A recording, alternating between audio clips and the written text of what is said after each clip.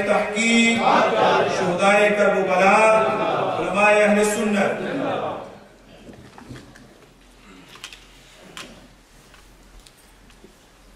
بسم الله الرحمن الرحيم الحمد لله رب العالمين والصلاة والسلام على من كان نبيا وآدم بين الماء والطين وعلى آله وعلى أصحابه أجمعين أما بعد فأعوذ بالله من الشيطان الرجيم بسم الله الرحمن الرحيم محمد رسول الله صدق الله ومولانا العظيم إن الله وملائكته يصلون على النبي يا أيها الذين آمنوا صلوا عليه وسلموا تسليما اللهم صل على سيدنا ومولانا محمد وعلى آل سيدنا ومولانا محمد وبارك وسلم وصل عليه صلاة الله وسلام عليك يا رسول الله.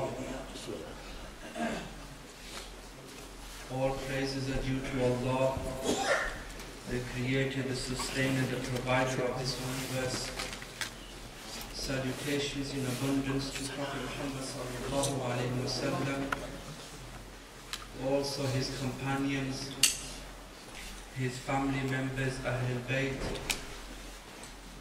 and upon each and every companion of Prophet Muhammad sallallahu alaihi wasallam, distinguished scholars, elders, youngsters, brothers, assalamu alaikum wa rahmatullahi wa barakatuh.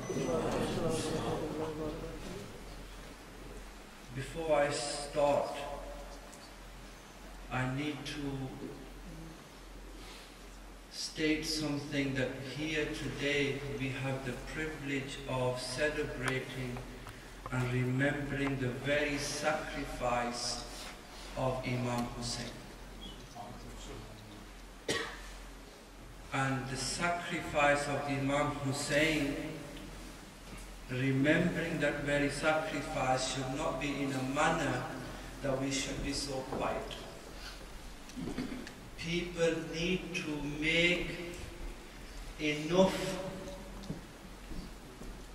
appearance in their voice that we understand, that the people we are talking to understand that Imam Hussein not only sacrificed himself, but he sacrificed all of his family for the religion which we take pride in. Today, when we are walking in the streets, we are proud to call ourselves Muslims. People ask us who you are, we say we're Muslims. But we need to remember this Islam which we take great pride in is in the very result of Imam Hussein, who sacrificed all of his family so that today each and every Muslim could take pride in his religion.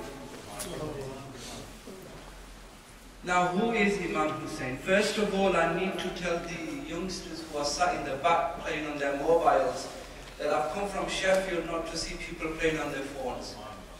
If I wanted to see people playing on their phones, I would have stayed on a Sheffield Street corner and I've seen people playing on there. So can we come forward and sit in the majlis and the mehfil so we could speak properly? Why? Because Prophet Muhammad sallallahu alaihi wasallam, there is a hadith narration of Prophet Muhammad, says that whenever somebody remembers me or my Lord, the angels cover that mehfil with their wings. So when we are sitting here, the actual angels are covering this mehfil with their wings, and we don't want anybody sitting outside that very mehfil. So everybody needs to gather together and remember why we're here. Who is Imam Hussein? Imam Hussein is the beloved of Prophet Muhammad sallallahu alaihi wasallam. The speaker before me spoke about how Sayyidina Bilal refused to do the adhan, and they sent Imam Hassan or Hussein and said, you request. Why? Because Imam Hussein from waist below was the replica of Prophet Muhammad, and Imam Hassan from waist above was the very replica of Prophet Muhammad. So when they both stood together, you saw the picture of Prophet Muhammad.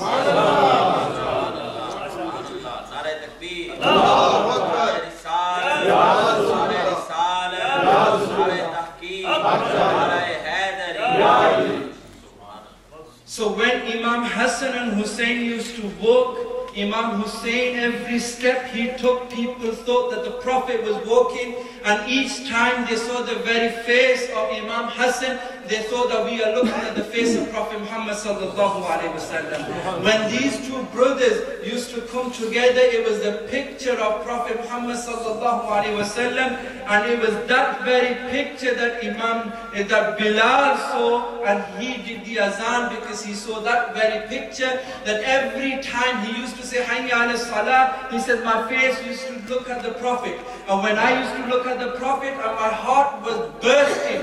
Why? Because when Prophet Mustafa ﷺ covered himself with this earth, when I did Hayya ala Salah, Prophet was missing, and that pain I could not bear. But when Imam Hassan and Hussein was sat there, and I said Hayya ala Salah, I saw Prophet was sat there.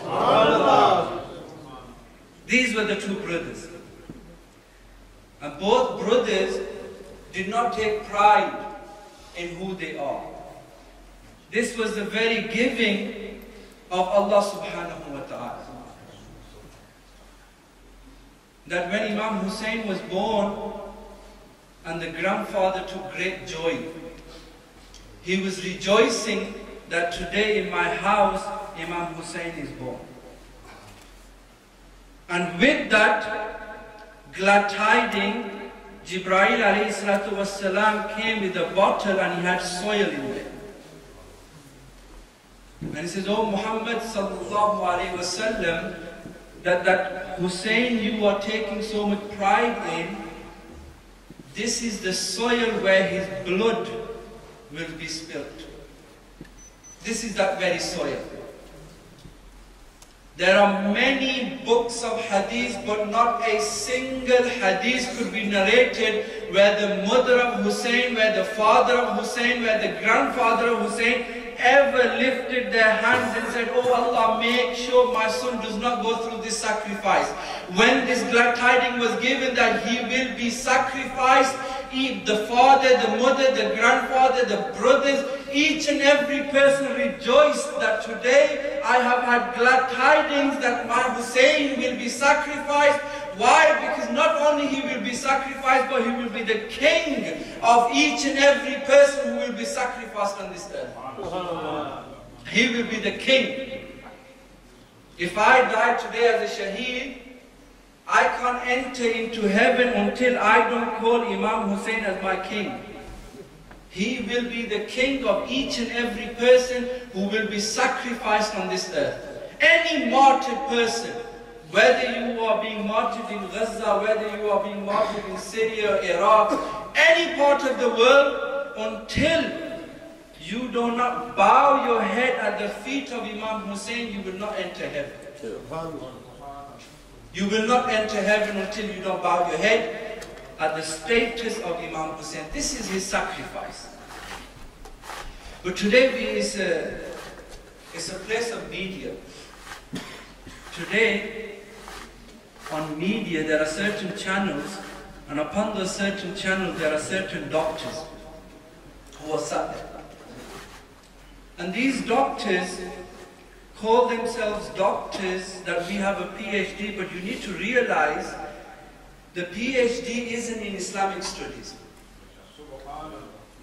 Our youngsters, and today's speech, I want to be speaking my heart. Because Imam Hussein has sacrificed, but we've forgotten that very sacrifice. There are certain doctors who have a PhD, but their PhD isn't in Islamic studies. They're the doctors of medicine, but claim to be PhDs in Islam. And how, when a person talks too much, he starts to trip. And how he tripped, he said, well, the problem was Imam Hussein and Yazid, the battle between them two was ikhtilaf fil ijtihad. They were both mujaddid of their time. They both were revivers of their time. And there was an ikhtilaf, a dispute in ideology where that took into a battle. Giving the example of Sayyidina Ali and Amir Muawiyah. And so upon that we should say Yazid radiyallahu ta'ala anhu. To which I reply, may the la'na and the curse of Allah be on you and your followers. How dare you call Yazid a mujaddid? He had no qualities of a mujaddid. He was first of all a person who would consume alcohol. He was a person who consumed alcohol. Today that doctor who's saying he's a mujtahid, I think his mujtahid might be a person who's a drunkard, but our mujtahid never touched alcohol. Our mujtahid never consumed alcohol. His may do, this is why he thought Yazid was a mujtahid. Because the qualities in his mujtahid might have been in Yazid. He was a womanizer. Our mujtahid never go near women outside nikah. How dare somebody say that Yazid was a mujtahid of his time? He was not a mujtahid of his time. What was his ideology? His ideology was that I need power and I need the very chair in order to rule over Muslim kingdom. Imam Hussein, and the very same doctor is saying, well, Imam Hussein did the battle and he sacrificed his family because he wanted the chair and he wanted the power. I want to ask Imam Hussein. I want to ask Imam Hussein, why did you go into this battle? Not only you, most of your family, why did you go into this battle? His own brother met him when he was going from Makkah, when he was going from Medina to Makkah. And the journey then would have been from Makkah to Kufa. He stopped him on the way. When he stopped him on the way and said, Imam Hussein, why are you going to this battle? Do you know that in this battle you will be sacrificed? Do you know that you're going to be sacrificed when you go to this battle? Why are you going? To which he said, رأيت رسول الله صلى الله عليه وسلم في المنام. He says, I have seen and I have dreamt of my grandfather, Prophet Muhammad sallallahu alaihi wasallam, in my sleep. وَأَمَرَنِي بِأَمْرٍ, and he has ordered me to do for a hukm, to do something.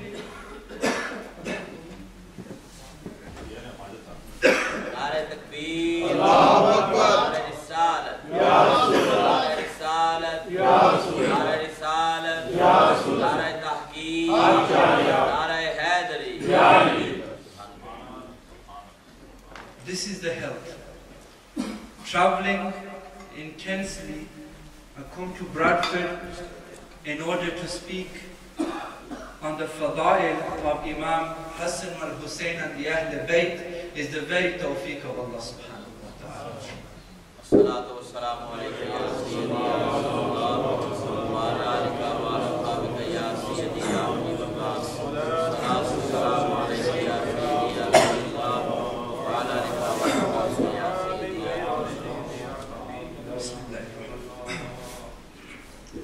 He says, I have seen Prophet Muhammad sallallahu alaihi wasallam in my dream and he has ordered me to do something. He said, what has he ordered you to do? He said, I will not explain this very dream until I do not meet my Lord in the hereafter. In other words, this very journey that Imam Hussein took to Kufa wasn't for the power, it was the very ordering of his grandfather to go to Kufa. Why? Because in Kufa there will be something, there will be a fitna rising, and I want my blood to sacrifice his life in order for that fitna to be diminished from this earth. This is the very fitna. He went and he sacrificed his family. The lesson here we should be learning that